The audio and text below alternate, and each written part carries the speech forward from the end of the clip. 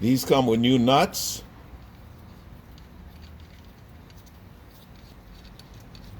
So now all you have to do is connect these.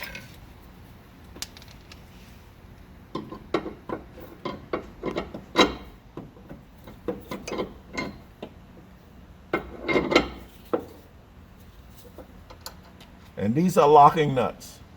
All right, so when you tighten them up, you don't have to worry, they're not going to come off.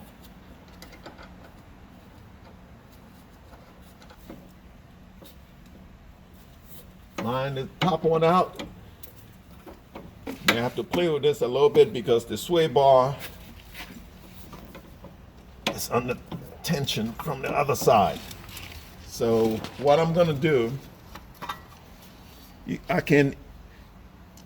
I'll put something underneath the sway bar on here and